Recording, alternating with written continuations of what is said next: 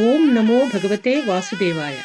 భగవద్భక్తులారా, విష్ణు ప్రేమికులారా, శ్రీ హనుమత్ చరితామృతము అనేటువంటి ఈ పరంపరలో ఈరోజు మనం హనుమత్ ప్రాదుర్భావం గురించి తెలుసుకుంటాం. అంటే హనుమంతుల వారి జననం గురించి తెలుసుకుంటాం. దానికంటే ముందు చూడండి ఎంత చక్కగా ఉన్నాడో మన చిట్టి తండ్రి ఆంజనేయ స్వామి. శ్రీగంధమాదన నికేతన వాయుసువును శ్రీపారిజాత తరుమూల నివాస భాసిన్ శ్రీరామనామ పరికీర్తన నందితాత్మన్ శ్రీ ఆంజనేయ మమ దేహి కరావలంబం. యత్ర యత్ర రఘునాథ కీర్తనం తత్ర తత్ర కృతమస్తకాంజలిం బాష్పవారి పరిపూర్ణలోచనం మారుతిం నమత రాక్షసాంతకం. మన చిట్టి తండ్రి చక్కగా రామనామస్మరణ చేస్తూ ఎంత ఆనందంతో ఉన్నాడో చూడండి. అంజనాదేవి సంతానం కోసం తపస్సు చేసిందట. తరువాత మతంగ మహర్షి సూచనతో వాయుదేవుని అనుగ్రహం కోరి తపోనిష్ట కొనసాగించింది. ఆమె యొక్క కఠోర తపశ్చర్యకు వాయుదేవుడు ప్రసన్నుడై సూర్యుడు మేషరాశిలోకి వచ్చాడు.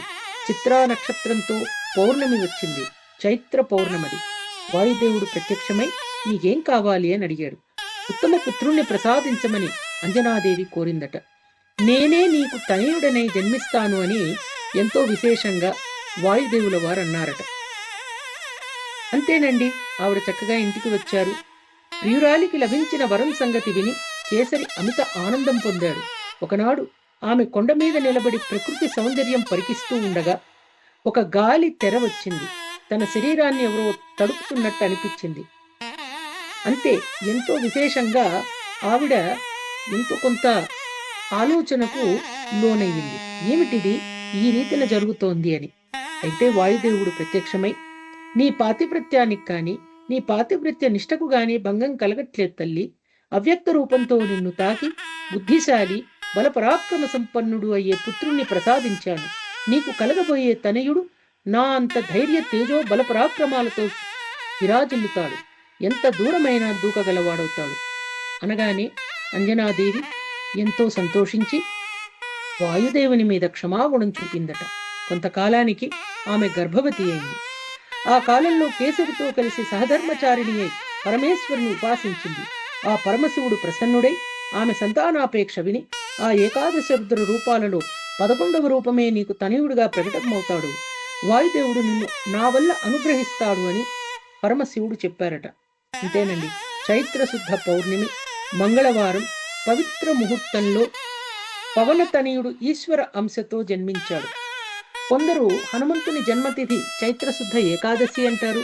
మరికొందరు కార్తీక బహుళ చతుర్దశి అంటారు. ఈ రీతిన హనుమత్ జయంతి ఉత్సవాలు జరుగుతూ ఉంటాయి. కల్పభేదం చేత ఈ పుణ్యతిథులు ఏర్పడి ఉంటాయి.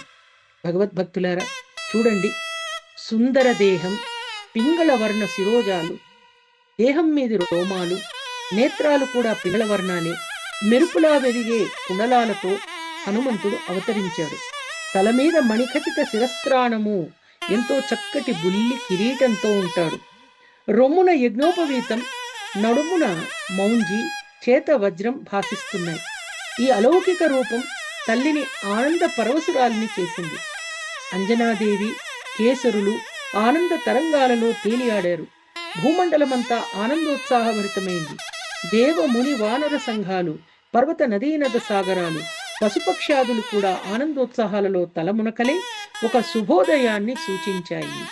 భగవద్భక్తులారా, శ్రీ హనుమత్ చరితామృతాన్ని తెలుసుకోవడం ఎంతో విశేషమైన పుణ్యప్రదమైన అంశమండి.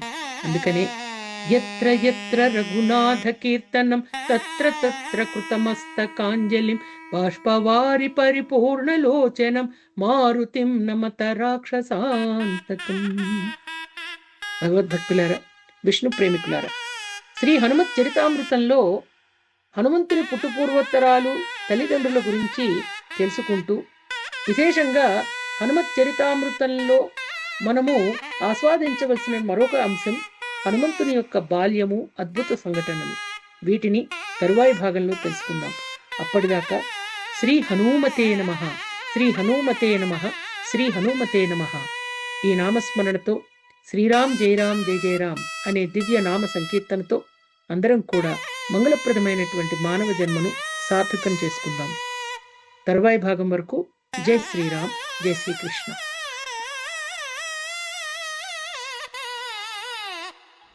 సనాతన ధర్మం మన ధర్మం.